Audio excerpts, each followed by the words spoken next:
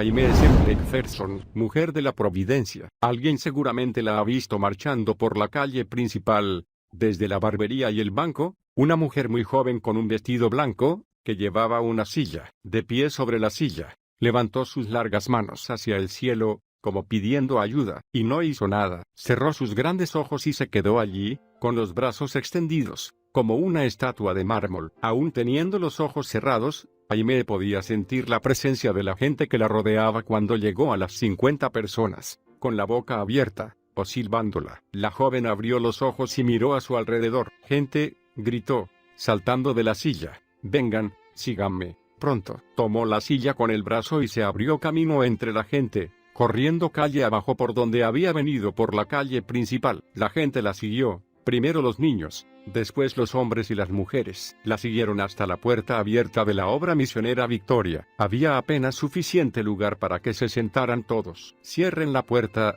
susurró Aimee al oído de Lugier. «Cierren la puerta con llave y déjenla cerrada hasta que yo termine». Aimee Semple McPherson ha sido descrita como una mujer nacida antes de su tiempo. En realidad, Aimee fue una pionera espiritual que preparó el camino para el resto de nosotros y debería ser considerada en gran parte responsable de la manera en que demostramos el cristianismo en la actualidad. Aimee desafió todas las probabilidades. La historia de su vida la muestra como una mujer dramática y llena de vida. No había nada débil en ella. Para ella, un desafío era un juego justo que debía ser aceptado y conquistado. Se subió a la ola de los medios masivos, y llegó a dirigir su curso. Si la publicidad parecía negativa, ella la exageraba aún más, sonriendo mientras lo hacía. Si todos le advertían que no hiciera algo, ella seguramente lo hacía, negándose a inclinarse ante el miedo. En realidad, no había nada que fuera demasiado extremo para ella. Fuera lo que fuese necesario para captar a la gente, Aimee lo hacía. Ella se sentaba con publicanos y prostitutas, y se mostraba en lugares donde un cristiano común habría temido ser visto. Los pobres, los comunes, los ricos, todos la amaban por eso, y aparecían en sus reuniones de a miles. Pero por supuesto, los religiosos la odiaban. Cuando la política denominacional aparentemente obstaculizaba y hería a tantos ministros, Aimee raramente le dedicaba un pensamiento. Demolió la reclusión y la estrechez religiosa, y casi podría decirse que tenía lástima de aquellos que eran controlados por su poder. Aimee se lanzó a construir un ministerio tan vasto y grande, que hasta venían de Hollywood a observarlo y tomar nota. En un tiempo en que las mujeres eran solo reconocidas como elementos accesorios en el ministerio, Aimee construyó Angelus Temple para darles participación. El templo fue construido y dedicado durante la época de la Gran Depresión, y era un edificio muy elaborado con capacidad para 5.000 personas sentadas. Cuando el edificio comenzó a llenarse 3 veces cada domingo, Aimee fue aún más lejos. Construyó la primera estación de radio cristiana en el mundo, y fundó una de las denominaciones de más rápido crecimiento en la actualidad. Aimee vivió durante el pico del movimiento pentecostal con todas sus reglas religiosas,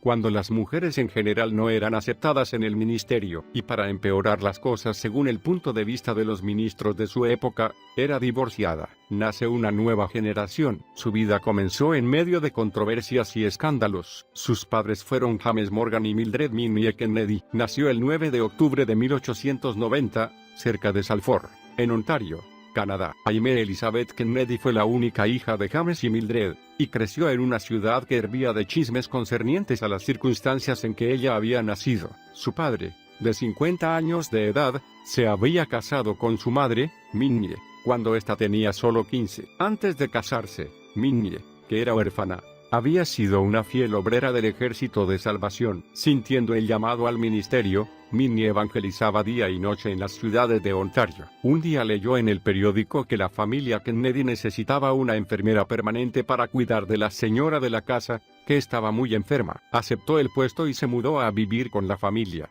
dejando a un lado su ministerio. Después de la muerte de la señora Kennedy, Minnie continuó en el hogar. No mucho después, el señor de la casa le pidió que se casara con él. Los chismes inundaron la ciudad, pero James Kennedy simplemente los dejó hablar. Al día siguiente después de su matrimonio, Minnie se puso de rodillas y oró, confesando que había fallado en su llamado al ministerio, y pidiendo el perdón de Dios. Entonces dijo: «Si solo escuchas mi oración, como escuchaste la oración de Ana en tiempos antiguos, y me das una niñita, yo la entregaré sin reservas a tu servicio, para que ella pueda predicar la palabra que yo debería haber predicado, que llene el lugar que yo debería haber llenado, y viva la vida que yo debería haber vivido en tu servicio. Oh, Señor, escúchame, y respóndeme. Pronto Minnie quedó embarazada. Nunca dudó de que tendría una hija, por lo que todo lo que diseñaba, compraba o recibía para el bebé era de color rosa. Finalmente, en respuesta a sus oraciones,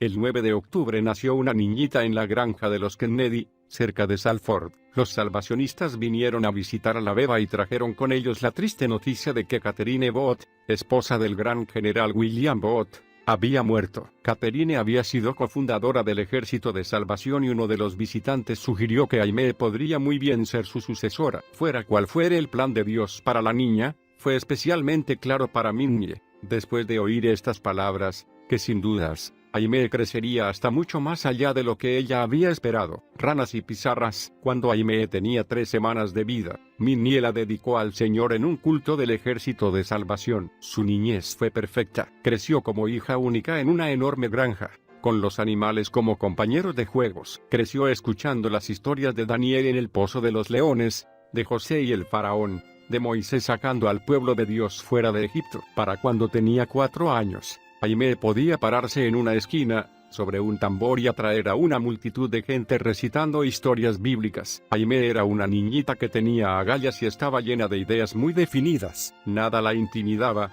excepto el hecho de que, sin importar dónde estuviera, Dios podía ver todo lo que hiciera. Cierta vez, cuando estaba enferma en cama, un peón asomó la cabeza por su ventana y le preguntó si había algo que podía hacer por ella. Aimee suspiró como una niña malcriada y le dijo: quisiera oír cantar a las ranas. Ve al pantano y tráeme 3 o 4 ranas y ponlas en un cubo con agua junto a mi cama. El hombre hizo lo que ella le pedía, y aproximadamente 1 hora después, regresó a su cuarto con un gran cubo lleno de ranas y plantas acuáticas. Pero salió del cuarto antes de llegar a escuchar los gritos de Aimee pidiendo que recogiera las ranas que habían saltado del cubo, y ahora saltaban por todas partes. Fue Minnie, la madre de Aimee, quien debió atrapar a las resbaladizas intrusas. Cuando era pequeña e iba a la escuela, Aimee siempre era la líder. Cuando otros niños la molestaban, llamándola la niña del Ejército de Salvación, Aimee se enfadaba, pero en lugar de contestarles, les seguía el juego. En años posteriores, esta clase de respuesta sería la que hizo que su popularidad creciera hasta las nubes. Cierta vez, cuando los demás niños se estaban burlando de ella, en lugar de vengarse contra sus compañeros, Aimee consiguió una caja, una regla y un mantel rojo. Entonces designó a un niño para que llevara la bandera roja y comenzó a marchar golpeando en la caja como si fuera un tambor, mientras cantaba a toda voz. Al principio, los niños la siguieron solo para burlarse, pero luego comenzaron a disfrutarlo. Pronto las niñas también se unieron al divertido desfile. A partir de ese día, nadie volvió a burlarse de Aimee por ser del Ejército de Salvación. Su fe siempre incluía a las personas, nunca las repelía.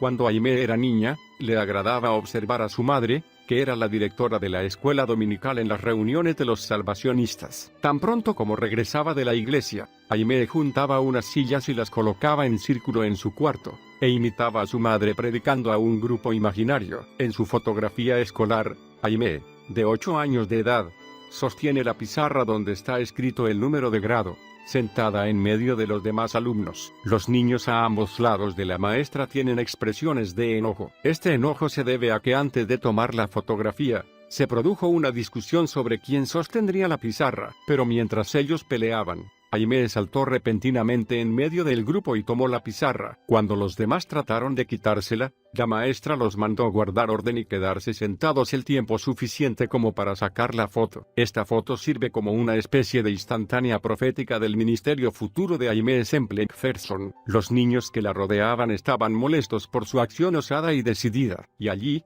en el medio, junto a la figura protectora de su maestra, está Aimee, llena de gozo y confianza en su victoria. Ve por el oro. Durante su juventud, comenzó a hacerse visible el carácter dogmático de Aimee. Tenía una actitud deportiva y juguetona hacia la autoridad. Si alguien era elegido como superior sobre ella, tendría que demostrar con creces que podía hacerlo. Antes de esperar que ella se sujetara a la autoridad, Aimee no era completamente irrespetuosa o rebelde, y nunca quiso presentar un verdadero desafío a la autoridad. Era solo que su propia capacidad como líder era tan grande, que quienes la rodeaban se sentían automáticamente desafiados y quedaban mudos. Aún siendo niña, cuando Aimee entraba a un cuarto, captaba la atención de todos sin tener que decir una palabra. Algunos dicen que Aimee era una niña malcriada, y que fue su padre, James Kennedy, quien la malcriaba. James se deleitaba en su traviesa niña. Otros dicen que Aimee simplemente dejaba atrás a sus padres con su vivacidad y su creatividad, pero para ellos, Aimee Elizabeth era una respuesta de Dios, y la trataban como a un tesoro. Minnie Kennedy. Cuidaba a su niña como un halcón. Ella era una buena madre para Aimee, pero aprender a plantarse delante de Minnie no era tarea fácil. Simplemente, el hecho de mantener su lugar estando junto a Minnie sirvió para preparar a Aimee para responder a las muchas y difíciles preguntas que debería enfrentar más tarde. Como líder cristiana, debido a su celo por la vida y a su fortaleza emocional, Aimee pronto comenzó a disfrutar de los aplausos. Siendo preadolescente, su personalidad dramática ya era bien conocida en las producciones teatrales de su pueblo, y era una oradora muy popular en las clases de oratoria. Cuando tenía 12 años, ganó la medalla de plata por un discurso presentado en la Unión de Templanza de Mujeres Cristianas en Ingersoll, Ontario, Canadá. De esa manera pudo ir a competir en London, Ontario, por la medalla de oro. Para cuando tenía 13 años, era una celebrada y extraordinaria oradora en público. La invitaban a hablar en cenas de la iglesia, la llamaban de diversas organizaciones, eventos navideños, festivales y picnics. Las comunidades de Ingersoll y Salford pronto comprendieron que la gente vendría de muchos kilómetros de distancia a escuchar a esta niña que tenía un don tan especial, Darwin o Cristo. Pero la formación de Aimee en la iglesia metodista de Salford pronto le causaría confusión. Aunque los metodistas promovían los discursos y los entretenimientos dentro de su templo, condenaban absolutamente los cinematógrafos y las obras teatrales que se producían fuera de él. En realidad, a Minnie le habían enseñado que las películas eran la cosa más pecaminosa que se hubiera creado jamás. Así que Aimee creció dentro de una generación que creía en reglas religiosas muy estrictas. Las autoridades de la iglesia y otras le habían advertido que si alguna vez visitaba un cinematógrafo, terminaría en el infierno. A pesar de ello, cierta vez, cuando la invitaron a ver una película, ella aceptó, y al entrar, reconoció a varios miembros de su iglesia en el lugar. Una de ellas era una maestra de la escuela dominical. La hipocresía de toda esta situación la afectó profundamente. Cuando entró en la escuela secundaria, en 1905, la teoría de Darwin acababa de ser expuesta al público. De repente, todos los libros de texto estaban llenos de la teoría de Darwin, que sostenía que la vida en la Tierra había surgido a partir de una ameba, y que el hombre era primo del chimpancé. Aimee se sintió sacudida. Aunque aún no era una cristiana nacida de nuevo, había sido criada con la Biblia, y se sentía realmente insultada por las afirmaciones de Darwin. Así que fue a ver a su profesor de ciencias y le preguntó amablemente sobre el tema. En lo que a él concernía, la investigación biológica había superado las supersticiones antiguas, pero Aimee arrinconó al pobre hombre a tal punto que finalmente este debió dar un paso al costado y darle toda una lista de libros de la biblioteca para estudiar. Aimee aceptó el reto. No solo leyó a todos esos autores seculares y sus teorías, sino que al finalizar, nadie sino ellos sabía más que Aimee sobre el tema de la teoría de Darwin. Esto se convertiría en un patrón de conducta en su vida. Aimee era diligente e invencible, pero a raíz de sus lecturas, Aimee llegó a la conclusión de que la teoría de Darwin debía de ser cierta. Después de todo, la iglesia ya no practicaba lo que la Biblia decía. Parecía que fuera solamente un lugar de reunión social para juegos y entretenimientos, y no había milagros como los que ella veía en la Biblia. Así que comenzó a debatir con los ministros que visitaban su iglesia y a cuestionar por qué predicaban, si en ese tiempo no había milagros. Al escuchar los cuestionamientos de Aimee, un ministro se aclaró la garganta y le explicó que los milagros habían pasado, describiéndolo como una cesación del carisma. Cuando Aimee lo desafió citándole otros pasajes de las Escrituras, el hombre le dijo que esos temas estaban mucho más allá de lo que ella podía comprender. Obviamente, él no conocía la determinación de Aimee. Otra noche, después de un culto vespertino, Aimee desafió a un predicador invitado de tal manera que sus padres se sintieron avergonzados. Si la Biblia es cierta, ¿por qué nuestros vecinos pagan con sus impuestos para destrozar nuestra fe?,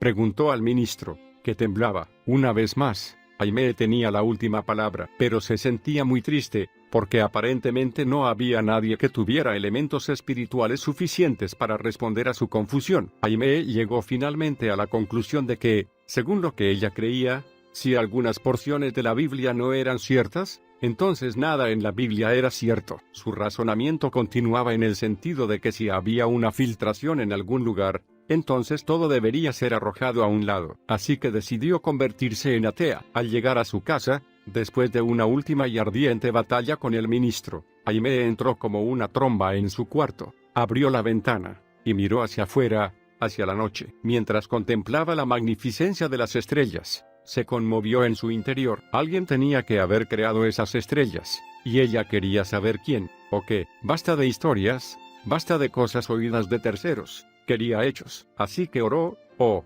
Dios, si es que hay un Dios, revélate a mí. 2 días después, Dios contestaría su clamor. Están aquí. Aimee era un estudio sobre la confiada determinación. A los 17 años, era una hermosa joven que parecía tener todo lo que deseaba. A diferencia de las demás jovencitas de la región, nunca hablaba de casarse ni de tener hijos. Era muy inteligente y su familia estaba en buena situación económica. Sus ropas eran hechas a medida y a la última moda, y sus padres la adoraban. También tenía la capacidad de hablar y capturar al público con solo 1 o 2 frases, y había ganado todas las competencias de oratoria a las que se había presentado. Iba a los salones de baile y los encontraba llenos de miembros de la iglesia. En realidad, la primera persona con la que bailó en un salón era un ministro presbiteriano. Pero más que nunca, Aimee necesitaba al Señor.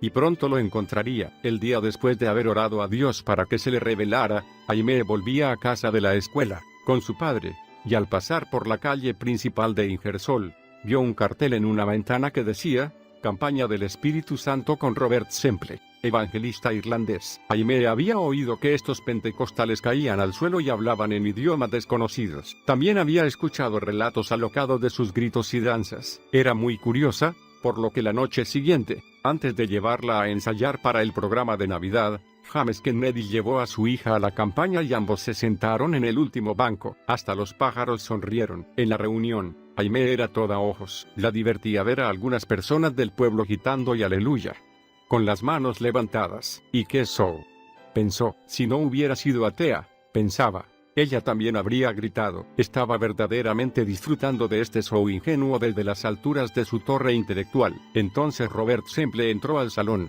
En ese momento, todo cambió para Aimee. Semple medía aproximadamente 1,85. Tenía ojos azules y un cabello castaño enrolado, y un maravilloso sentido del humor. Años más tarde, Aimee aún hablaría con afecto de la luz celestial que tenían sus ojos. Semple era un presbiteriano irlandés que había dejado su tierra natal para ir en barco a Nueva York. Después había viajado a Toronto, Canadá, y luego a Chicago, Illinois, por tierra. Fue en 1901 que la manifestación pentecostal de hablar en otras lenguas se extendió de Topeka, Kansas, a Chicago, y allí, en Chicago, Semple habló por primera vez en otras lenguas. Mientras trabajaba como empleado en la carpa de Marshall Field, Dios lo llamó al ministerio, y se convirtió en un exitoso evangelista que era conocido en todo el norte de los Estados Unidos y Canadá. Y ahora había llegado al pueblo natal de Aimee. Cuando Semple entró en el pequeño templo, para Aimee fue como si el mundo entero se detuviera. El reverendo Robert Semple subió al púlpito y abrió su Biblia en el 2º capítulo de Hechos. Luego repitió una sencilla orden: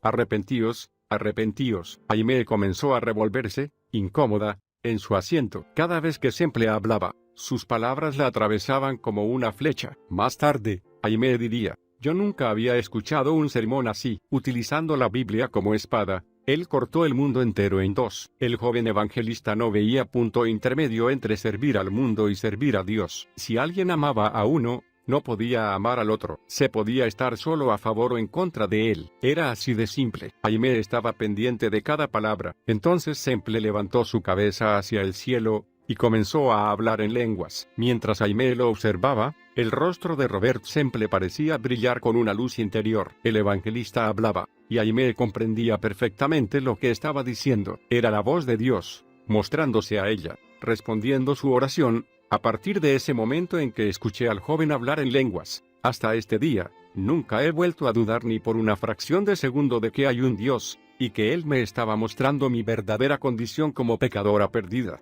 pobre, miserable, camino al infierno. 3 días después, Aimee detuvo su carro en medio de una calle solitaria, levantó sus manos hacia el cielo y clamó pidiendo a Dios misericordia. Entonces, repentinamente, según sus propias palabras, el cielo se llenó de luz. Los árboles, los campos, los pequeños pajaritos que volaban de un lado a otro alababan al Señor y me sonreían. Tan consciente fui de la sangre perdonadora de Jesús, que parecía que la sentía fluyendo sobre mí. Finalmente, Aimee había nacido de nuevo, temblando por el poder. Aimee, que estaba buscando dirección para su vida, recibió una visión. Al cerrar los ojos, vio un río negro lleno que corría, caudaloso, y en el que caían millones de hombres, mujeres y niños que eran arrastrados sin remedio hacia una catarata. Entonces escuchó: conviértete en una ganadora de almas. Perpleja, pensando cómo sería posible que ella llegara a cumplir esa tarea, comenzó a buscar más profundamente al Señor.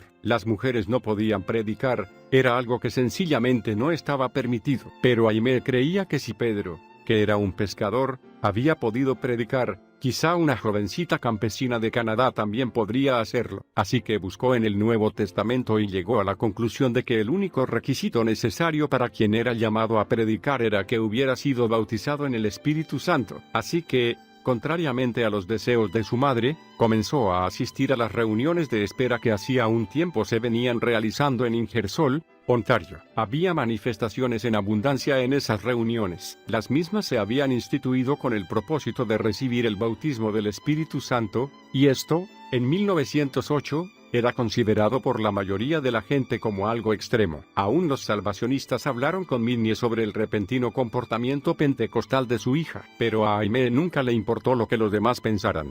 Lo único que quería hacer era agradar a Dios y a Robert Semple. Fue el ferviente amor de Robert por Dios lo que la llevó a buscar a Dios con ansiedad. Aimee deseaba profundamente conocer a Dios como Robert lo conocía. Aimee estaba descuidando sus estudios por pasar tanto tiempo en las reuniones de espera. Una mañana, mientras iba a la escuela, pasó por la casa de la mujer que conducía las reuniones, y sintió que no podía ir a clase, y lo que ella quería era hablar en lenguas. En realidad, deseaba tanto hablar en lenguas, que se bajó del tren y fue hacia la casa de la mujer, y llamó a la puerta. Ahora perdía clases para demorarse en oración. Una vez que entró a la casa y pudo explicar el anhelo de su corazón, ella y la mujer comenzaron a buscar a Dios en oración. Aimee llegó a pedir a Dios que demorara las clases para que ella pudiera continuar allí esperando recibir, y cuando lo hizo, cayó una ventisca sobre Ingersoll. El viento helado no solo le impidió viajar a la escuela, sino que tampoco le permitió volver a su casa. Aimee estaba fascinada. Había nieve suficiente como para que ella debiera pasar allí el fin de semana entero esperando al Espíritu. La mañana del sábado, muy temprano, mientras todos dormían en la casa, Aimee se levantó para buscar a Dios. Al elevar su voz en adoración, las alabanzas surgieron de lo más profundo de su ser, hasta que finalmente, algo como un trueno brotó de ella y la hizo vibrar de pies a cabeza. Aimee se deslizó al suelo, sintiéndose como atrapada en nubes de gloria. Entonces, repentinamente, de su boca comenzaron a fluir palabras en otro idioma, primero breves frases, después, oraciones enteras. Para este entonces, la casa entera había sido despertada por los ruidos, y el grupo bajó las escaleras gritando y gozándose. Entre ellos estaba Robert Semple. No se sabe cuánto tiempo pasó Robert Semple en el pueblo de Aimee, pero seguramente debe de haber viajado varias veces de ida y de vuelta, ya que estaba allí cuando Aimee fue bautizada en el Espíritu Santo. Danza eléctrica. Robert viajaba mucho, pero intercambió correspondencia regularmente con Aimee durante todo el invierno. Finalmente, a principios de la primavera de 1908, Robert regresó a Ingersoll y le propuso matrimonio. En realidad, lo hizo en la misma casa en que ella había recibido el bautismo unos meses antes. 6 meses después, el 12 de agosto de 1908, Aimee se casó con Robert Semple en la granja de su familia, cerca de Salford, Ontario. Aimee no terminó sus estudios secundarios por amor a Semple. En realidad, dejó todo para poder amar, honrar y obedecer a su esposo. Robert era todo lo que ella necesitaba para tener una vida satisfactoria y rica. Él fue mi seminario teológico, mi mentor espiritual, y mi tierno, paciente, constante amor. Escribiría más tarde. Antes de casarse, Aimee y Roberta habían convencido a los padres de ella de que hablar en lenguas era bíblico, pero les resultó mucho más difícil convencer a Minnie de la voluntad de Dios con relación al llamado de la pareja a servir en China. En preparación para el viaje, Roberta trabajaba en una fábrica durante el día y predicaba por las noches. Pronto su ministerio los llevó a London, Ontario, donde ministraban en los hogares. Robert predicaba y Aimee tocaba el piano, cantaba y oraba con los convertidos. En unos pocos meses, 100 personas habían recibido el bautismo del Espíritu Santo. Muchas más habían sido salvas y se habían producido muchas sanidades notables. En enero de 1909, los Semple fueron a Chicago, Illinois, donde Robert fue ordenado al pastorado por el pastor William Durham. Allí permanecieron durante varios meses viviendo en un vecindario italiano, donde fueron muy felices. Más tarde, ese mismo año, los Semple viajaron a Findlay, Ohio, con el pastor Durham, para trabajar en otra obra misionera. Allí Aimee tuvo su primera experiencia con la sanidad divina. Sucedió cuando ella se rompió el tobillo al caer de unas escaleras. El médico que le puso el yeso le dijo que nunca volvería a tener pleno uso de 4 de los ligamentos,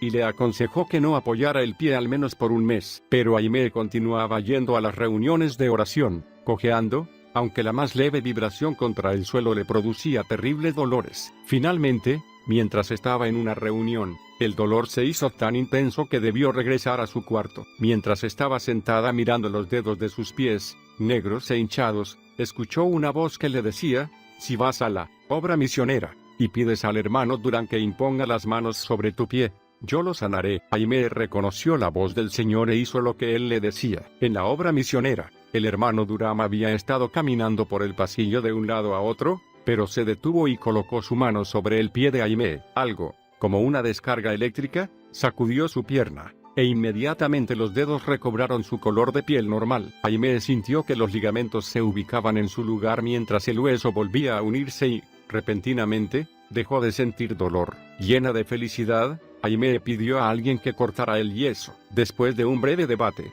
finalmente decidieron hacerlo. Una vez que quitaron el yeso, se sorprendieron al ver un pie perfectamente sano. Entonces Aimee se puso sus zapatos y salió danzando por toda la iglesia. Demonios, orugas e hindúes en llamas. A principio de 1910, los Semple, que ahora esperaban un hijo, partieron hacia China. La pareja visitó a los padres de Robert en Irlanda, y luego se detuvo en Londres, donde él predicó en varias reuniones. Mientras Robert estaba en una de esas reuniones, un millonario cristiano pidió a Aimee que predicara en el Victoria and Albert Hall. Aimee tenía solo 19 años de edad y jamás había predicado públicamente antes, pero no quería dejar pasar una oportunidad para servir a Dios. Así que, nerviosamente, aceptó. Aimee, parada ante el púlpito frente a la gente que llenaba el salón, abrió su Biblia en Joel 1:4 y comenzó a enseñar proféticamente sobre la restauración de la iglesia a través de los tiempos. En realidad, estaba tan atrapada por el momento, que al terminar solo podía recordar la tremenda unción que había inspirado el mensaje. No podía recordar lo que había dicho, pero sí veía los aplausos y los ojos húmedos de muchos que habían escuchado su mensaje. En junio de 1910, los Semple llegaron a Hong Kong, pero Aimee no estaba preparada para lo que vio. La dieta china de orugas, insectos y ratas la asqueaba, y su departamento era tan ruidoso que casi no podían descansar. Finalmente, discernieron que en el apartamento había algunos espíritus demoníacos que producían parte de los ruidos que escuchaban día y noche. Un día, los hindúes quemaron a un hombre vivo justo fuera de la ventana de su cocina. Esto, junto con todo lo demás, hacía que Aimee viviera al borde de la histeria la mayor parte del tiempo. Había llegado a odiar la obra, y pronto, debido a las malas condiciones en que vivían, ella y Robert contrajeron malaria. El estado de Robert era peor que el suyo, y el 17 de agosto, solo 2 meses después de llegar, Robert Semple había muerto. Aimee quedaba sola para defenderse en un lugar extraño. Su dolor era insoportable, y estaba esperando un hijo de Robert. Un mes después de la muerte de su esposo, el 17 de septiembre de 1910, Aimee dio a luz una pequeña niña que pesó solo 2 kilogramos. La llamó Roberta Estar, pero la muerte de Robert había llenado de dolor la vida de Aimee. No había palabras para describir la pena que sentía. En la cama del hospital, agobiada por el horror de tener que seguir adelante sola. Algunas veces Aimee se volvía hacia las paredes del hospital y gritaba con todas sus fuerzas. La madre de Aimee, Minnie, Finalmente le envió el dinero para que pudiera regresar a casa. Mientras la desolada viuda misionera atravesaba el Pacífico camino a su hogar, la diminuta beba que sostenía en sus brazos era lo único que le daba alguna esperanza. Hogar, dulce hogar. Ya de regreso en su hogar, Aimee lloró la pérdida de su esposo Robert durante más de un año, pero también continuó buscando la voluntad de Dios para su vida. Fue a Nueva York y luego a Chicago, deseando ministrar en las iglesias que Robert había dejado. Cuando la salud de su hija se deterioró, Aimee regresó al hogar de su niñez, pero su dolor no le permitía estar quieta por mucho tiempo, y finalmente volvió a Nueva York. Mientras estaba allí, conoció a Harold Jefferson, quien pronto se convertiría en su segundo esposo. Jefferson era de Rhode Island, y se lo conocía como un hombre sólido, de ideas claras, gran fortaleza y muy bondadoso. El 28 de febrero de 1912, Aimee y Harold se casaron. Aimee le puso el apodo de Mac. Roberta lo llamaba Papá Mac. Se mudaron a Providence, Rhode Island, a un pequeño apartamento. Harold consiguió trabajo en un banco y Aimee se quedó en el hogar, como ama de casa. Para julio de 1912, estaba esperando otro hijo. Según Aimee, el único problema real que ella y Harold debieron enfrentar en su relación matrimonial fue debido a que sus metas eran totalmente diferentes. Ella describió los 3 años que siguieron a su matrimonio como algo muy similar a la historia de Jonás. Aimee había huido de Dios, y como resultado, sufría de depresión, estaba siempre enferma, y finalmente tuvo un colapso nervioso. Iras, Rolf, su único hijo, nació el 23 de marzo de 1913, y como madre, Aimee comenzó a comprender que en ella estaban surgiendo una estabilidad y madurez emocional que le serían muy beneficiosas en el futuro. No mucho después del nacimiento, comenzó a oír la voz del Señor diciéndole: predica la palabra. Irás, irás. La voz se hacía oír especialmente cuando limpiaba la casa. La sensibilidad a la voz del Espíritu de Dios que Aimee desarrolló en esos años llegaría, más tarde, a despertar a una nación dormida. Se dice que ella hablaba a los miles de personas a los que ministró con la ternura con que una madre hablaría a sus hijos. En 1914, Aimee trabajaba en la comunidad, predicando y enseñando en las escuelas dominicales, pero esto no satisfacía el llamado que ahora resonaba mucho más fuerte: haz la obra de evangelista. Irás. Fue también en 1914 que enfermó gravemente. Después de varias operaciones, sin mejoría alguna, llegó a perder toda esperanza, al punto de rogar a Dios que la hiciera morir. Los médicos llamaron a la madre de Harold y a Minnie para informarles que Aimee no tenía mucho tiempo de vida. Pero cuando Minnie escuchó sus palabras, recordó vívidamente la oración que había elevado a Dios por su pequeña, y su promesa de que Aimee cumpliría el llamado que ella había rechazado. Minnie se aferró a la promesa de Dios, negándose a permitir que su hija muriera. Las enfermeras lloraban al ver a Minnie de pie junto al cuerpo de Aimee, llorando y renovando su promesa ante Dios. Casi sin esperanzas, los internos trasladaron a Aimee de su cuarto a una sala de guardia donde llevaban a los moribundos. Fue entonces que Aimee, saliendo del coma en que yacía casi sin vida, comenzó a hablar. Estaba llamando a las personas al arrepentimiento, y seguía escuchando esa misma voz. ¿Irás? Aimee logró reunir suficientes fuerzas como para susurrar que sí lo haría. Entonces abrió sus ojos, ya sin dolor. 2 semanas después, estaba de pie, completamente sana, de espaldas sobre el heno. Para este entonces, Harold tenía un buen empleo y quería que Aimee fuera como las demás mujeres, que limpiara la casa y cocinara. Pero Aimee sentía que ya no podía permanecer tan confinada y al mismo tiempo cumplir con el llamado de ir. Así que en la primavera de 1915, después que Harold saliera para su trabajo, Aimee arropó a Roberta y a Rolf, juntó sus pertenencias y partió hacia Toronto. Antes de salir para asistir a su primera reunión de campaña pentecostal, le envió un telegrama a Harold: he tratado de seguir tu camino y he fallado. ¿No querrías venir tú ahora y seguir mi camino? Estoy segura de que seremos felices. Minnie aceptó cuidar a los niños para que Aimee pudiera comenzar su ministerio. Harold respondió al telegrama de Aimee muchos meses después, pero estaban ya tan lejos el uno del otro, que Harold no podía ponerse a la par de ella. Después de meses de tratar de resolver sus diferencias, se enfrentaron a lo inevitable. Con su futuro ahora comprometido,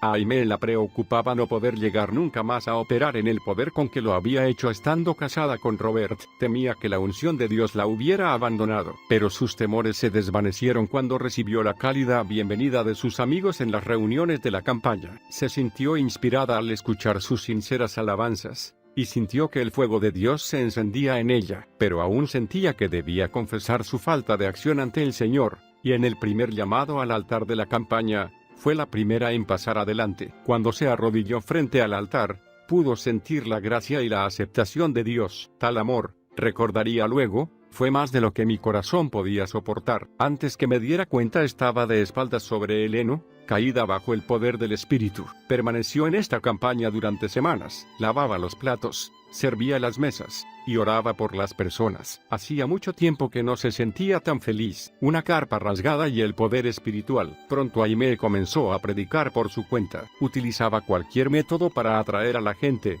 y las personas venían de todas partes en el campo para escucharla. En 1915, una de sus reuniones contó con una asistencia de más de 500 personas. Se había convertido en una novedad. Además de su carácter dramático, era una mujer, y en esos días era difícil encontrar a una predicadora. Así que todos estaban curiosos por ir a verla y escucharla. La gente del pueblo reunió $65 para ella en una de las reuniones. Con las ofrendas, pudo comprar la tan necesitada carpa, que costaba $500. Feliz de haber hecho un tan buen negocio, Aimee desenrolló la carpa para levantarla. Pero lamentablemente no era tan buen negocio. La tela de la carpa estaba rasgada a pedazos en algunas partes. Aimee reunió rápidamente a sus voluntarios y juntos cosieron todas las roturas hasta que los dedos se le endurecieron y le dolían. Para el anochecer, la carpa remendada ya estaba colocada. Cierta vez, mirando a la congregación, vio a Harold. Había viajado a una de sus reuniones para verla predicar. Antes que terminara la noche, Harold había sido lleno del Espíritu Santo, y la acompañó en algunas reuniones. Había una empatía natural en Aimee que acentuaba las peculiaridades de su ministerio y atraía a grandes cantidades de personas de todas clases. La gente se identificaba con ella, porque después de todo, todos tenían una madre, y los que se acercaban experimentaban el poder de Dios en sorprendentes manifestaciones. Muchos venían para sentir de esa forma la presencia de Dios, y miles de personas recibían el bautismo. La iglesia rodante. Durante los 7 años siguientes, Aimee cruzó los Estados Unidos 6 veces. Entre 1917 y 1923, predicó en más de 100 ciudades en campañas que duraban entre 2 días y un mes. Su primera experiencia ministerial con la sanidad divina se produjo con una mujer que sufría de artritis reumatoidea. El cuello de esta mujer estaba tan torcido que no podía mirar a la evangelista. Pero inmediatamente después de la oración de fe, esta mujer pudo volver la cabeza y mirar al rostro de Aimee. Dios la había sanado y Aimee lo supo al verla cara a cara. Aimee señalaba enfáticamente que ella nunca había buscado un ministerio de sanidad, y que no la fascinaba la idea de tenerlo. Pero la sanidad vino con su llamado evangelístico, y después de escuchar los resultados inusualmente exitosos de sus oraciones, la gente se agolpaba para pedirle que orara por ella. En una reunión, las ofrendas alcanzaron para comprar un pequeño Packard 1912 que pronto se convertiría en su iglesia sobre ruedas. Aimee se paraba en el asiento trasero y predicaba en 8 a 10 reuniones diarias. Entre reuniones, entregaba tratados y folletos invitando a la gente a asistir. Aunque conducía sus reuniones con gracia, también era muy fuerte. Había desarrollado mucha fuerza al armar y desarmar su carpa y clavar las estacas en el suelo. En realidad, hablaba más alto y era más fuerte que muchos hombres. Quemaduras, heridas y carnaval. Como ya hemos mencionado, Aimee era conocida por su forma afectuosa de predicar. Con frecuencia trataba a la gente que la escuchaba como una madre trataría a su hijo. Nunca condenaba ni amenazaba. Siempre alentaba a quienes la escuchaban a enamorarse de la gracia y la misericordia de Dios. Pero, como una madre firme, no era débil. Cierta vez, una lámpara le explotó en el rostro, y quedó envuelta en llamas. Rápidamente metió la cabeza en un cubo con agua, pero no antes que se le produjeran varias heridas en el cuello y el rostro. Para empeorar las cosas, todo esto había sucedido delante de un grupo de molestos que habían ido a observar y burlarse. La carpa estaba llena la noche en que esto ocurrió, por lo que Aimee se retiró a la parte posterior, terriblemente dolorida. Uno de los que se burlaban subió a la plataforma y dijo: «La señora que predica sanidad divina se ha lastimado, se quemó la cara, así que esta noche no habrá reunión». Pero tan pronto como acabó de decir esas palabras, Aimee entró corriendo nuevamente a la carpa y de un salto subió a la plataforma. Estaba en agonía, pero pudo reunir suficientes fuerzas como para sentarse al piano y gritar: «Alabo al Señor que me sana y quita todo mi dolor». Cuando ya estaban cantando la segunda o tercera estrofa, La gente allí reunida fue testigo de un milagro. El rostro de Aimee pasó de ser rojo como una langosta a recobrar el color de la piel normal. Aimee aprovechaba cualquier oportunidad para reunir gente, así que mientras se encontraba en una ciudad en el tiempo de carnaval durante el desfile, pensó que sus esfuerzos no tendrían gran resultado si no preparaba un plan bien hecho. Entonces observó que los que desfilaban tenían grandes estandartes con lemas relativos a los diferentes estados y comercios locales. Así que transformó su Packard 1912 en una iglesia flotante. Sus colaboradores la ayudaron a cubrir la parte superior de manera que pareciera ser una colina con una carpa en la cima, y luego lo decoraron con hojas de palmera verde y musgo. A los lados, pintaron esta leyenda: Jesús viene pronto y yo voy a la campaña pentecostal. ¿Y tú? En el interior, Aimee tocaba su pequeño órgano, mientras Harold manejaba el Packard hasta unirse al desfile, sin que los policías lo notaran. A los que observaban el desfile les encantó la ocurrencia, e hicieron sentir su aprobación con fuertes risas y gritos de aliento. Y esa noche, llenaron la carpa. La misma audacia de lo que habíamos hecho, diría luego Aimee, pareció atraerlos. De Harold a Minnie. Aproximadamente para esta época, Aimee comenzó a publicar El llamado a la esposa. La publicación comenzó siendo un boletín de 4 páginas, pero en 3 meses había crecido hasta convertirse en una revista de 16 páginas que incluía fotos, sermones, poemas y un precio de suscripción. La intención de Aimee era dar nueva forma a la iglesia, quitando la maldición y el pecado para darle un tono de celebración, de un matrimonio feliz. La reputación de libertad en el espíritu que tenía Aimee atraía a personas de diferentes trasfondos. Pronto, todos los que buscaban emociones fuertes, los vagabundos y los brutos aparecían en su carpa. Cuando las reuniones eran pequeñas, ella podía controlarlos, pero cuando ya había más de 1000 personas, la única manera en que podía calmar sus estallidos emocionales era recurriendo a la música y el canto, y lo hizo con mano maestra. Poco después, incorporaría narrativa y representaciones teatrales a su predicación. Aimee se encontraba cómoda entre la gente negra, le agradaba visitar sus hogares, y muchas veces descubría que ella misma era mucho más pobre que cualquiera de ellos. Ellos también sabían que ella los amaba. Cuando Aimee iba al sur a visitarlos y trabajaba con ellos en los campos de algodón y tabaco, sus reuniones se llenaban de gente. Ahora las multitudes eran cada vez más numerosas, pero la vida personal de Aimee comenzó a sufrir nuevamente, ya que ella y Harold no se ponían de acuerdo en lo relativo al ministerio. A él no le agradaba la vida de vagabundos que llevaban, y tampoco entendía su visión para el futuro. Por eso, finalmente, después de una confrontación que duró toda una noche, Harold empacó sus cosas y se fue. Varios años después, Harold pidió el divorcio, alegando que Aimee lo había abandonado, pero ella contestó a la demanda, manifestando que había sucedido precisamente lo contrario. Harold luego volvió a casarse y vivió una vida mucho más normal con su familia. Minnie ahora se unió al ministerio de su hija y trajo con ella a Roberta, hija de Aimee. La niña tenía 7 años y hacía 2 que no veía a su madre, pero ahora que estaba con ella, rápidamente se entusiasmó con su ministerio y le encantaba verla predicar. Minnie inmediatamente se hizo cargo de manejar las multitudes. Aimee había atraído cantidades enormes de gente, y necesitaba a alguien que le ayudara a manejarlas. Y Mamá Kennedy era ideal para esto. Ella creía que el evangelismo no era solo cuestión de fe,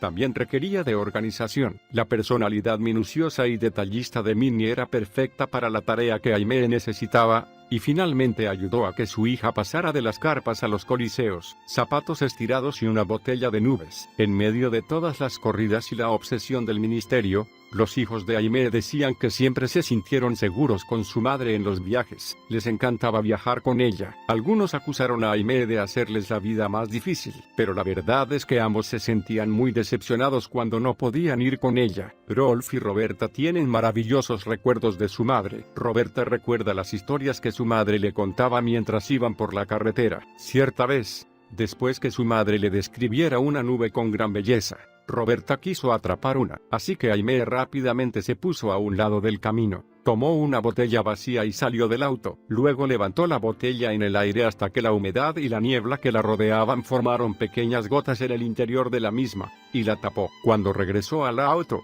la entregó a Roberta, con una nube de verdad adentro. Rolf recuerda que una vez necesitaba desesperadamente zapatos, y alguien le regaló un par. Cuando llegó la caja, la familia estaba entusiasmada, pero cuando Rolf trató de ponérselos, no le calzaban bien. Todos se sintieron muy decepcionados, Pero entonces Roberta preguntó, «Madre, ¿cómo hacían para calzarse los israelitas en el desierto? Los pies seguramente les habrán crecido». Sin pensar, Aimee respondió rápidamente, «Dios debe de haber estirado sus zapatos». Roberta entonces preguntó si Dios podría hacer lo mismo con los zapatos de Rolf, así que mamá Aimee dijo, «No lo sé, pero arrodillémonos y pidámosle». Cuando se levantaron, Rolf se probó los zapatos otra vez, y ahora le quedaban perfectos. En otra ocasión, Rolf estaba jugando descalzo en el campo, donde el césped estaba muy alto, y se lastimó un pie al pisar un rastrillo escondido. El rastrillo perforó profundamente su pie y comenzó a salir mucha sangre de color rojo oscuro. Cuando Aimee se enteró de lo que había sucedido, corrió a ver a Rolf y lo llevó hasta su camastro en la carpa. Rolf recuerda con cariño cómo su madre sostenía su pie mientras oraba, arrodillada, pidiendo a Dios que lo sanara. Después que Aimee oró, Rolf se quedó dormido. Muchas horas después, Rolf se despertó con el ruido de la gente en la reunión en la carpa. Cuando se sentó, vio las manchas de sangre en la cama, y se tomó el pie. Se fijó en la planta del pie, donde se había herido con el rastrillo, pero no quedaban rastros de la herida. Pensando que había mirado el pie equivocado, tomó el otro, pero ambos estaban lisos y sanos. Qué feliz se sintió al ver que su pie había sido completamente sanado. Vestida de sierva. La única doctrina pentecostal a la cual se sabe que Aimee se opuso fue la de la santificación como obra posterior de la gracia. Ella tenía la plena convicción de que aquellos que quienes perseguían o decían poseer la perfección cristiana muchas veces le daban la espalda al mundo, creando un aislamiento religioso. Aimee deseaba que el evangelio llegara a todos,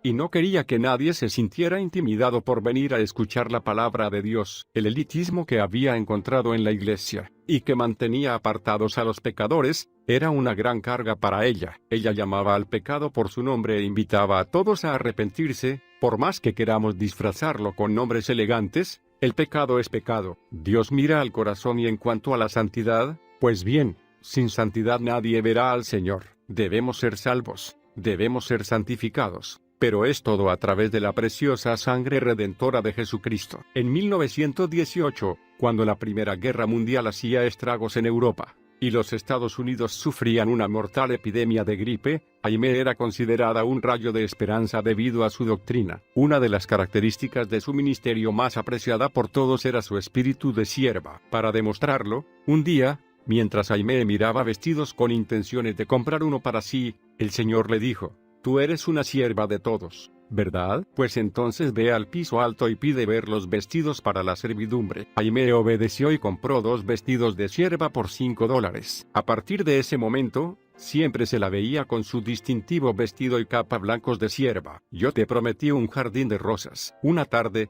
Roberta, que estaba enferma de gripe, preguntó a su madre por qué ellos no tenían un hogar como todos los demás. Mientras Aimee oraba por la sanidad de su hija, Dios le habló y proclamó que él no solo levantaría a su hija, sino que también les daría un hogar en el soleado sur de California. Hasta le dio una visión de su futuro hogar, un bungalow con un jardín de rosas. Cuando Roberta se recuperó, la familia se trasladó a California. Roberta diría más tarde que en ese momento no tenía idea de qué gran milagro era esa casa, porque cuando mamá nos decía que algo sucedería, era como tener dinero en el banco. El viaje no fue cosa fácil. Los mapas de rutas eran escasos, las ciudades estaban muy apartadas, y las condiciones de las rutas eran cuestionables. Pero nada de esto detuvo a Aimee. Camino a la costa oeste, llegó a Indianápolis justo cuando habían levantado la cuarentena por la gripe. Allí se encontró con María Woodworth-Etter. Conocer a esta mujer que la había inspirado tanto, y escucharla predicar fue la emoción más grande de su vida. Cuando Aimee finalmente llegó a Los Ángeles, a fines de 1918, su fama la había precedido. Para este entonces, la obra misionera de Azusa era solo un recuerdo. Sus miembros se habían dispersado por la ciudad, pero estaban aún esperando a la persona que Dios utilizaría para reunirlos. Cuando Aimee llegó, creyeron que era ella. 2 días después de llegar, Aimee predicó un mensaje ante 700 personas, titulada Gritad, porque el Señor os ha entregado la ciudad. A principios de 1919 los pasillos, el piso y los alféizares de las ventanas del auditorio filarmónico estaban atestados de personas que venían a escucharla. Nada de lo que hicieran por Aimee y su familia parecía suficiente a la gente de Los Ángeles. Menos de 2 semanas después que ellos llegaran, Una mujer se puso de pie en una de las reuniones y dijo que el Señor le había indicado que entregara a la evangelista cierto terreno en el que ella podría construir su casa. Otros se levantaron, comprometiéndose a conseguir los materiales y a trabajar en la construcción. Aún los rosales que había visto en la visión fueron donados. Y en abril, la casa con porche y chimenea era una realidad, una túnica de muchos colores. Para este entonces, Aimee podía ver que necesitaba un lugar permanente donde predicar, así que entre los años de 1919 y 1923, recorrió 9 veces los Estados Unidos, predicando y reuniendo fondos para construir el Angelus Temple. Donde quiera que iba, la gente la amaba. El tono de la predicación de Aimee podía pasar del que uno usaría para hablar a un bebé, como muchas veces le agradaba hacer para deleitar a las personas mayores, hasta el comportamiento solemne y la voz grave de una dinámica profetisa ganadora de almas. Dios la había dotado para acomodarse a muchas situaciones diferentes con su manera de hablar. La prensa descubrió a Aimee en 1919, comenzando así lo que en sus últimos años se convertiría una de las más celebradas relaciones de amor/odio con los medios. Aimee los amaba, pero ellos nunca estaban seguros de lo que les haría. No estaban acostumbrados a que nadie se aprovechara de sus métodos. Cuando trataban de tenderle trampas con preguntas como, Aimee, ¿es pecado usar medias de seda?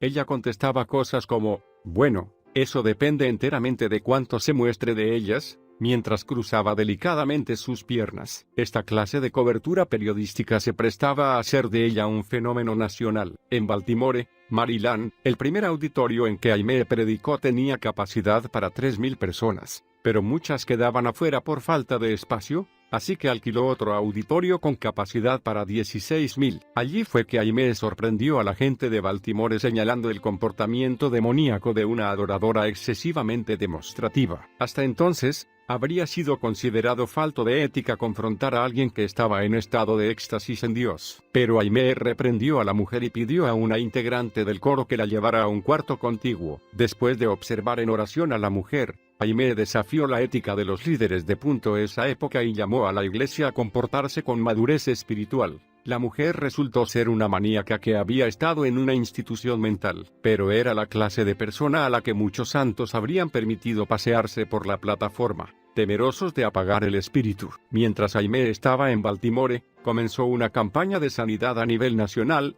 en la que se produjeron milagros increíbles, realmente inusuales. Los titulares de los periódicos informaban en primera plana de los resultados de las reuniones. Se dice que cuando Aimee entraba al salón antes de una reunión, generalmente había un incontable número de personas esperando tocarla, y al verlos, ella corría hacia su vestidor, abrumada, rogando a Dios que la ayudara. Donde quiera que Aimee iba, las multitudes se agolpaban para tocarla. Ella observaba tristemente mientras la policía cerraba con candado las puertas con el fin de protegerla. Después de un tiempo, al cerrar sus ojos, por la noche, lo único que veía eran las 1.700 personas apretadas en un lugar construido para acomodar a 1.000. Veía los altares y los pisos bajos llenos de personas enfermas y despertaba pensando cómo Jesús había manejado esa situación. No nos daríamos cuenta de que Jesús realmente tuvo que subir a un bote y apartarse de la orilla para poder predicar a la gente. En 1921 Aimee realizó una campaña de 3 semanas de duración en Denver, Colorado, en la cual 16.000 personas llenaban el auditorio municipal 2 y 3 veces por día. Una noche, 8.000 personas debieron quedar afuera. Minnie no era precisamente una ratona. Durante estos exitosos días del ministerio, Minnie cuidó agresivamente de la salud de su hija. Consideraba que esta era su mayor prioridad, dado que si la salud de Aimee fallaba, también fallaría el ministerio. Eran más como hermanas que madre e hija, pero nunca estuvieron verdaderamente unidas en lo espiritual. Minnie era una organizadora increíble. Conducía el ministerio de Aimee de punta a punta, y mantenía las finanzas en orden. Era resistente, y algunas veces solo dormía 2 horas por noche. Investigaba a cada enfermo antes del culto para dejar fuera a los que podrían causar problemas, y pasaba largas horas con los inválidos antes de comenzar las reuniones. Minnie jamás se sentaba a comer. Tomaba unos bocados en los momentos más extraños, entre registrar a los inválidos, recibir a los delegados y organizar el ministerio de ayuda. Minnie trabajó diligentemente para establecer el orden como en una empresa, para el ministerio, pero nunca llegó a captar la plenitud del llamado de Aimee. y nunca comprendió plenamente por qué Aimee hacía lo que hacía. Si alguien llegaba a acercarse demasiado a Aimee, Minnie importunaba a su hija hasta que ella rompía esa relación. Muchos empleados renunciaron o fueron despedidos a causa de Minnie. Quizá esta fue la razón por la que Aimee nunca tuvo una amiga íntima demasiado tiempo. Su relación con su madre siempre había sido un gran factor de tensión, y en los años por venir, la sensación de Aimee en el sentido de que su madre la controlaba y la trataba como si fuera de su propiedad, finalmente fue lo que hizo que se separaran. En 1921, Aimee estaba cansada de pasar tanto tiempo recorriendo caminos y comenzó a buscar el terreno donde podría construir Angelus Temple. Lo encontró en la prestigiosa zona de Echo Park, en Los Ángeles, que estaba rodeada de abundante césped, zonas de picnic y un hermoso lago. Del KKK Hollywood, Aimee fue la primera en muchas áreas. Mientras construía el templo, la estación de radio Rock Ridge de Oakland la invitó a ser la primera mujer en predicar en el aire. Esto hizo encender otro fuego dentro de ella, y tiempo después construiría su propia estación de radio. Pero primero debía construir el templo. Todos contribuyeron para el proyecto: alcaldes, gobernadores, gitanos, hasta el Ku Klux Klan. Aunque Aimee no estaba de acuerdo con el Ku Klux Klan, los integrantes del mismo la amaban. Pero fue este amor por ella que los llevó a cometer un delito. Después de otra reunión en Denver, en junio de 1922, Aimee estaba en un salón contiguo con una reportera, cuando alguien se acercó a pedirle que fuera a orar por un inválido que estaba afuera. Ella llevó a la reportera consigo, ya que deseaba que fuera testigo de la oración. Pero cuando salieron, ambas fueron tomadas por la fuerza, les cubrieron los ojos con un pañuelo, y las llevaron a una reunión del Ku Klux Klan. Resultó que lo único que el Ku Klux Klan deseaba era un mensaje privado de la evangelista. Así que ella les habló de Mateo 27, sobre Barrabás, el hombre que pensó que nunca lo encontrarían. Después de predicar, Aimee escuchó cortésmente mientras los del clan hacían un voto de apoyarla silenciosamente en todo el país. Para ellos, esto simplemente significaba que donde quiera que Aimee fuera en los Estados Unidos, podría confiar en que ellos la observarían y la protegerían. Luego volvieron a cubrirles los ojos a ella y a la reportera, y las llevaron de regreso al salón en Denver. La reportera publicó una gran nota sobre el secuestro, que llevó a Aimee a alturas aún mayores, y atrajo más dinero para el templo. A fines de 1922, el templo, con capacidad para 5,000 personas sentadas, estaba finalmente terminado. El mismo fue dedicado con un extravagante culto el día de Año Nuevo de 1923. Quienes no podían asistir allí vieron un templo similar armado con flores, en una carroza en la que miembros del coro se presentaron al desfile de rosas de Pasadena. Esta carroza se llevó el primer premio del desfile en su categoría. El New York Times cubrió ampliamente la dedicación del templo, y a partir de entonces, los 5,000 asientos del mismo se llenaban 4 veces cada domingo. El templo tenía una acústica perfecta. Se dice que muchos productores de Hollywood esperaban que Aimee fracasara para poder adquirir el edificio y convertirlo en un teatro. Pero Aimee no fracasó, y finalmente lo convirtió ella misma en un teatro para Dios. Según Aimee, toda la Biblia era un drama sagrado hecho para ser predicado e ilustrado dramáticamente, y según ella, era en este aspecto que las iglesias denominacionales habían perdido poder. Aimee creía en realidad que la iglesia se había vuelto demasiado fría y formal, mientras que el amor del mundo por el entretenimiento le daba ánimo, gozo y risas. También creía que esta era la razón por la cual el mundo cristiano estaba tan ansioso por entretenimiento. En julio de 1922, Aimee nombró al Angelus Temple la iglesia del Evangelio Cuadrangular, debido a una visión que había tenido mientras predicaba sobre el primer capítulo de Ezequiel. El primer día de inscripción para esta nueva asociación, se presentaron 1,000 pastores. En el templo se dedicaban 2 reuniones semanales a orar por los enfermos. Aunque tenía 24 ancianos en su equipo, Aimee condujo personalmente la mayoría de estas reuniones hasta su muerte. En 1944, las sanidades que se producían en Los Ángeles eran increíbles, pero eran menos observadas por el público en general que en las anteriores campañas nacionales de Aimee. En los cultos más extensos que se realizaban en el templo, el énfasis estaba en ganar almas y en capacitar a pescadores de almas. Cuentos del templo. Sin dudas, Angelus Temple era un lugar de mucha actividad. Aimee tenía una torre de oración con gente orando 24 horas por día. También creó un coro de 100 voces y una banda de bronces de 36 personas. El santuario estaba lleno de música en cada culto, y Aimee compró vestuario y materiales de escenografía para hacer destacar sus sermones en medio de Hollywood. Casi todos los ángeles sabían que asistir a un culto en Angelus Temple era un evento muy importante. Aimee tenía un notable sentido del humor, y aunque hubo muchas fallas en sus primeros sermones ilustrados, siempre las aprovechaba al máximo. Cierta vez, para dar más vida a la escena del huerto del Edén, pidió un loro del circo local, pero Aimee nada sabía del vocabulario vulgar que el animal había aprendido mientras trabajaba en el zoo. Y en medio de su predicación, el loro se volvió hacia ella y le dijo: «Oh, vete al diablo». Las 5.000 personas presentes quedaron paralizadas de asombro. Entonces, como si quisiera estar seguro de que todos lo habían oído, el animal repitió la frase. Pero Aimee no iba a dejar las cosas así. Aprovechó el error, como lo hacía con todos los inconvenientes, como una oportunidad para testificar al animal, animándolo a responder. Cuando el loro respondió exactamente con las mismas palabras, el público comenzó a reír a carcajadas. Aimee finalmente persuadió al ave de que siguiera el verdadero camino cristiano, prometiéndole una jaula en el cielo por haber participado de su representación. Naturalmente, había quienes perseguían a Aimee por los métodos que utilizaba, pero ella les respondía públicamente diciendo: «Muéstrenme una manera mejor de persuadir a las personas a venir a la iglesia, y con todo gusto la pondré en práctica. Pero por favor, no me pidan que predique a asientos vacíos. No perdamos el tiempo peleando por métodos. Dios puede utilizarnos a todos». ¿Recuerdan la receta del viejo adagio? Para preparar guiso de conejo, comienza diciendo: primero, atrape un conejo. Estrellas, Instituto Bíblico y Radio. Muchas estrellas de Hollywood estaban interesadas en lo que Aimee tenía para decir. Mary Pickford, Leonard Lowe y Clara Bow asistían con frecuencia a Angelus Temple. Charlie Chaplin se escabulló en algunos de los cultos, y tiempo después se haría muy amigo de la evangelista. En realidad, Chaplin ayudó a Aimee con la presentación escénica de sus sermones ilustrados, y Aimee le mostró la verdad de la vida. Anthony Quinn tocaba en la banda de Aimee. Quinn estuvo con Aimee antes de su gran debut como actor. Cuando era un adolescente, Aimee lo llevó como intérprete en una cruzada en español. El actor de renombre mundial diría más tarde que uno de los momentos más importantes de su vida fue cuando Aimee lo descubrió,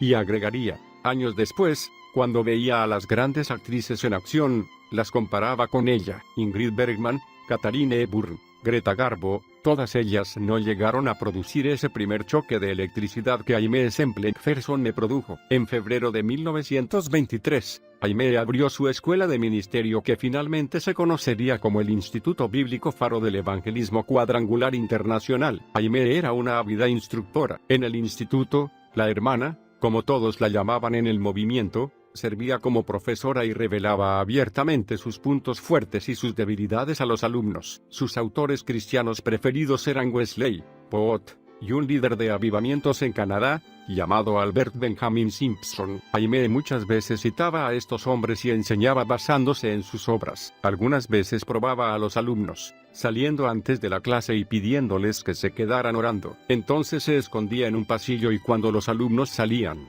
ella observaba quiénes salían sin prestar atención a nada, y quiénes eran lo suficientemente atentos para fijarse y levantar un papel del suelo. Después, los que prestaban atención recibían sus elogios, ya que Aimee pensaba que la atención a los detalles producía ministros sensibles y valiosos. En febrero de 1924, Aimee abrió la radio KFSG, con la primera licencia radiofónica jamás otorgada a una mujer. También fue esta la primera estación de radio cristiana que existió. Ha muerto Aimee en 1926. Aimee necesitaba unas buenas vacaciones, así que viajó a Europa y a la Tierra Santa, pero acabó predicando la mayor parte del tiempo. A su regreso, se produjo el mayor escándalo y la más fuerte controversia de todo su ministerio. El 18 de mayo, mientras disfrutaba de una tarde en la playa con su secretaria, hizo unas notas finales para un sermón que predicaría esa noche. Luego pidió a su secretaria que llevara las notas al templo. Cuando ésta regresó, Aimee no estaba. Pensando que había ido a nadar, la secretaria la buscó en el agua, hasta que, sin encontrarla, finalmente avisó a las autoridades. Durante los siguientes 32 días, la desaparición de Aimee fue la noticia más comentada del mundo. Las playas de Los Ángeles fueron registradas minuciosamente, y también el mar, pero no encontraron nada. Mientras tanto, en Angelus Temple se recibió una carta pidiendo un rescate de $25,000. Minnie lo arrojó a la basura, junto con el resto de la correspondencia disparatada que en esos días recibían en abundancia. Entonces llegó otra carta, de otro lugar, pidiendo $500,000. Y la prensa se volvió loca. Todos decían haber visto a Aimee en algún lugar. Cierta vez, 16 personas dijeron haberla visto en lugares diferentes del país, todo en un mismo día, secuestrada. Finalmente, el 20 de junio se realizó un culto en memoria de Aimee en Angelus Temple. 3 días después del culto, entró caminando a Douglas, Arizona, desde el desierto de Agua Prieta, México. Cuando le preguntaron dónde había estado, contó al mundo que aquel día, en la playa, después que su secretaria se fue, un hombre y una mujer se le acercaron para que orara por su hijo, que estaba agonizando. Dijo que la mujer estaba llorando, y que el hombre le había traído una capa para cubrir su traje de baño, esperando que ella consintiera. Ella accedió y los siguió hasta su auto. Aimee explicó que había hecho algo similar muchas veces antes en su ministerio, y nunca había prestado demasiada atención. Pero cuando los tres se acercaron al auto, Aimee notó que estaba en marcha. Había un hombre al volante, y la joven que decía ser la madre del niño entró al auto antes que ella. El padre le dijo que entrara al auto, mientras la empujaba con rudeza. Lo siguiente que Aimee supo fue que alguien le echaba la cabeza atrás, y la mujer le cubría el rostro con un paño empapado en cloroformo. Cuando Aimee despertó, encontró que la habían llevado a una choza y una mujer y 2 hombres la vigilaban. Luego relataría que estas personas la amenazaron, le cortaron un mechón de cabello, y quemaron sus dedos con un cigarro. También dijo que la llevaron a otro lugar, que los 2 hombres habían salido, y que ella pudo escapar cuando la mujer salió a hacer compras. La mujer había atado a Aimee con sábanas antes de salir, pero Aimee pudo cortarlas con el borde de una lata. Una vez que logró librarse, salió por una ventana y caminó durante horas por el desierto hasta llegar a una cabaña en Douglas, Arizona. Cuando finalmente la policía aceptó darle ayuda, una vez que probó su supuesta identidad, Aimee llamó a Minnie en Los Ángeles, pero ni siquiera Minnie le creyó hasta que Aimee le reveló un secreto que solo ella podría haber conocido sobre su vida personal. ¿Qué cree usted? Después de pasar una noche en el hospital, Aimee fue recibida por 50,000 personas en Angelus Temple, pero su odisea solo había comenzado. Aimee había acusado y descrito a sus captores, pero estos nunca fueron hallados. Y cuando la policía la acompañó en un esfuerzo por recrear el camino que ella siguió en el desierto, no había choza alguna que correspondiera con su descripción. Entonces, el fiscal de Los Ángeles, Asa Keyes, acusó a Aimee de mentir, e hizo grandes esfuerzos por desacreditarla. Algunos decían haberla visto en un bungalow de Carmel con su productor de radio. Kenneth Ormiston y Keyes convocó varios testigos intentando confirmar el hecho. En lo que a los secuestradores se respecta, es cierto que Aimee tenía muchos enemigos en el mundo subterráneo. Los gángsters tenían una gran red de prostitución, tráfico de drogas, prestamistas y ventas ilegales en la zona de Los Ángeles, y Aimee había ganado a varios de sus elementos clave para el Señor. También es cierto que Aimee permitía con frecuencia que los recién convertidos relataran el testimonio de su salvación, pero cuando estos ex-integrantes del submundo daban sus testimonios, con frecuencia no solo decían cómo habían sido salvos, sino que también exponían públicamente las obras delictivas de sus ex compañeros, muchas veces mencionándolos por nombre. Aimee jamás modificó su versión de cómo había sido el secuestro. En realidad,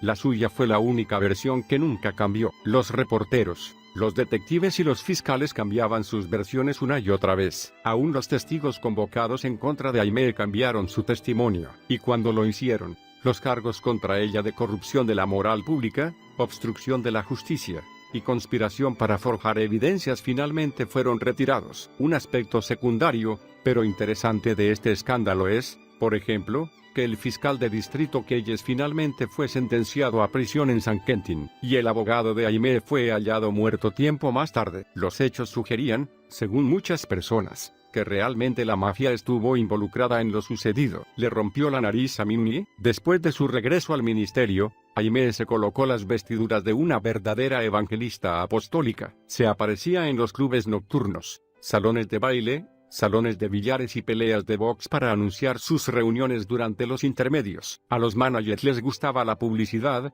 y el público amaba a Aimee. Aimee no tenía miedo de los pecadores del mundo y ahora buscaba aún con mayor fervor llevar a Jesús a donde estas personas estaban. Le parecía gracioso que tantos cristianos pusieran límites en cuanto a dónde debería predicarse el evangelio, y dónde no. Pero a fines de 1926, demanda tras demanda la acosaba, y sus auspiciantes involucraban a Aimee en toda clase de emprendimientos y negocios. Cuando sus planes fallaban, la culpa y las boletas sin pagar siempre recaían sobre Aimee. Los abogados solo empeoraban las cosas. Y ahora, más que nunca, Aimee necesitaba desesperadamente un amigo, necesitaba a alguien en quien poder confiar. Parecía que todos aquellos que habían estado cerca de ella la habían traicionado o se dejaban desanimar por las críticas. Aún Minnie, su madre, ahora fluctuaba en su apoyo a Aimee. Minnie pasaba de un momento a otro del rol de madre devota y fiel ayudante al de malévola supervisora de un ministerio que no podía comprender. Siempre criticaba a su hija cuando veía las cosas en forma diferente,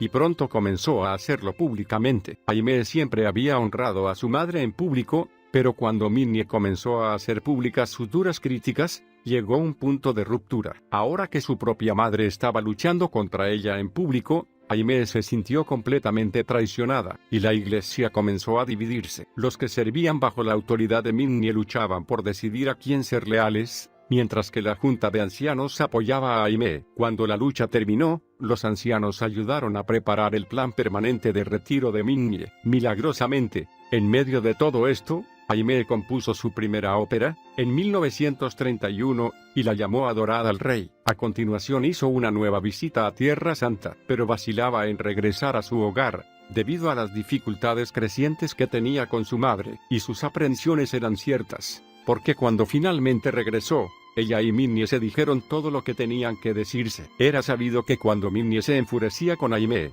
sus palabras eran crueles y malignas. Pero después de esta ronda final de sus famosos desacuerdos, la prensa se enteró de que Minnie había acabado con la nariz lastimada y cubierta con vendas. Los titulares que acompañaban a su fotografía, colocada en primera plana, decía, engañosamente, mamá dice que Aimee le rompió la nariz, pero las cosas no eran como parecían. En realidad, Minnie acababa de salir de una cirugía estética la noche en que tuvieron la famosa pelea, y más tarde negó todo el asunto. De todas maneras, ese fue el final. Minnie ya no estaba en el ministerio. Después del retiro forzado de Minnie, se formó una fila de personas que querían el puesto de administrador del ministerio, además de los gastos que le implicaba el arreglo con su madre, más la depresión, más los juicios. Las deudas de Aimee crecieron rápidamente. En realidad, pasó los 10 años siguientes arreglando todos los juicios y pagando a sus acreedores. Y cuando finalmente quedó sin deudas, colocó un cartel celebrando el hecho en lo alto del templo. Ella no es biónica, pero la tensión de todo esto simplemente había llegado a ser más de lo que Aimee podía soportar,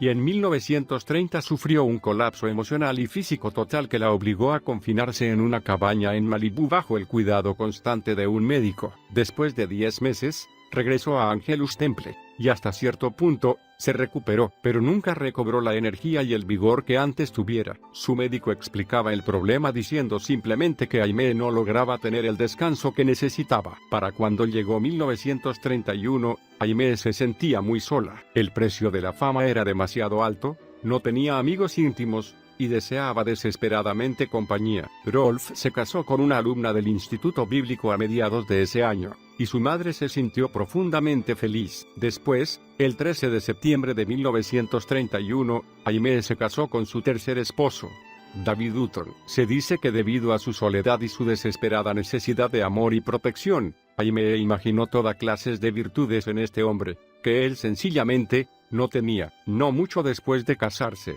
Hutton fue demandado por otra mujer a la que había prometido matrimonio. El juicio duró un año y la corte falló en contra de Hutton, pero Aimee continuó con su llamado en todo el país. En Nueva Inglaterra miles de personas fueron a escucharla y convirtieron a sus reuniones en un tremendo éxito, debido a su estado de salud. El 22 de abril de 1937, Aimee presentó su renuncia como pastora de Angelus Temple, pero la misma fue rechazada. En enero siguiente partió hacia Europa, siguiendo el consejo de su médico. Nuevamente miles de personas asistieron a sus reuniones. Mientras estaba en Europa, Hutton, En medio de un gran escándalo, inició el divorcio, la reina de la guerra silenciosa. Los años entre 1938 y 1944 fueron muy tranquilos para Aimee. Muy poco se decía de ella en la prensa. Aimee era demandada por empleados disconformes, pastores asociados y cualquier otra persona que pensara que podía sacarle $1. Entonces contrató a un nuevo administrador,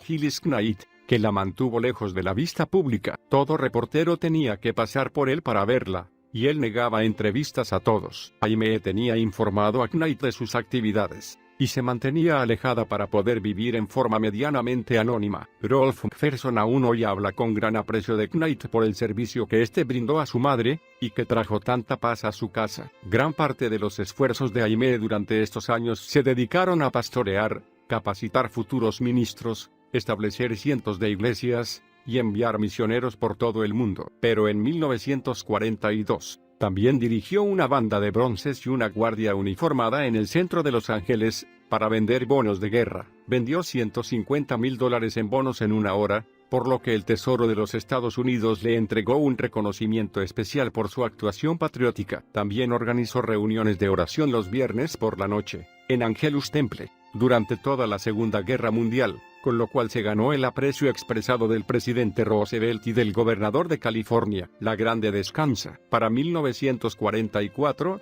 la salud de Aimee estaba muy debilitada, y sufría de enfermedades tropicales que había contraído durante sus viajes misioneros. En febrero de ese año, Aimee nombró a Rolf nuevo vicepresidente del ministerio. Este había probado ser fiel y sirvió bien a su madre durante muchos años. En realidad, él fue la única persona que permaneció a su lado tanto en los buenos como en los malos tiempos. En septiembre de 1944, Rolf voló a Oakland con su madre para dedicar una nueva iglesia. La ciudad estaba en medio de un apagón debido a la guerra, así que Aimee y Rolf pasaron parte de la noche juntos en el cuarto de ella, charlando sobre asuntos ministeriales y de familia. Las grandes multitudes y la obra del ministerio siempre hacían que Aimee se sintiera bien, por lo que se la veía muy animada. Unas horas después, Rolf se despidió con un beso de las buenas noches y fue hacia su cuarto. Aimee siempre había sufrido de insomnio. Estaba tomando sedantes recetados por su médico, y obviamente había tomado un par esa noche,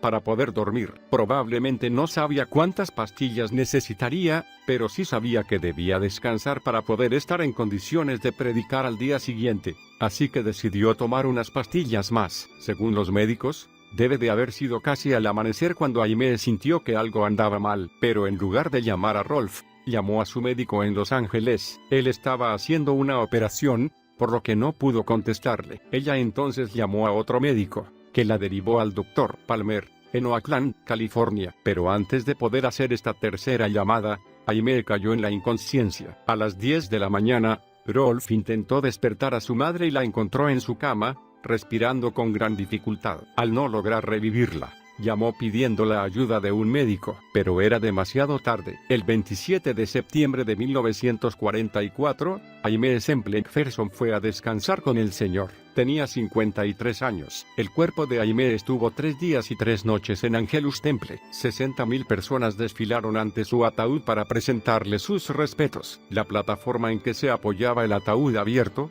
el foso de la orquesta y los pasillos del templo estaban llenos de flores.